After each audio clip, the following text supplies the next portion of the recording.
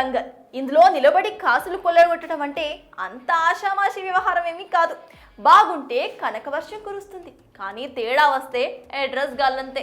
మరి అందరూ హీరోల మధ్యన ఎందుకు అనుకున్నాడో, లేక సినిమా కంటెంట్ పై నమ్మకం లేదో తెలియదు, కానీ ఆ పోటీలో నేనుండలేను బాబోయ్ అంటూ ఇదిగో ఇలా సైలెంట్ గా సైడ్ అయిపోతున్నాడట ఈ కుర్ర హీరో.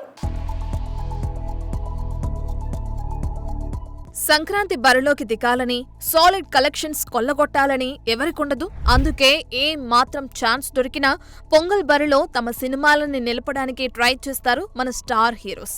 అయితే చిరు ఒక్కడే మన శంకర్ వరప్రసాద్ గారితో పొంగల్ బరిలో దిగుతానని అనౌన్స్ చేయడంతో ఇదే ఛాన్స్ అంటూ అనగనగా ఒక రాజు అంటూ పొంగల్ సీజన్ పై కర్చీఫ్ వేశాడు నవీన్ పులిశెట్టి. అయితే టైం గడుస్తున్న కొద్దీ ప్రభాస్ రాజాసాబ్తో, రవితేజ రోల్ మోడల్ తో, శర్వ నారీ నారీ నడుమ మురారి, కాలీవుడ్ నుండి విజయ్, జనగణ నాయకన్ అంటూ హీరోలంతా మూకుమ్మడిగా సంక్రాంతికి టార్గెట్ చేయడంతో డైనమాలో పడ్డాడట కుర్ర హీరో నవీన్ పులిశెట్టి.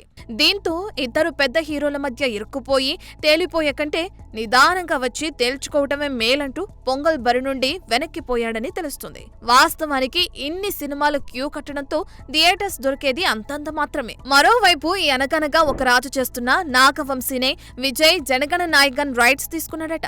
సో ఈ రష్ లో ఎందుకని మొత్తానికి నవీన్ ని వెనక్కి నెట్టాడన్నమాట.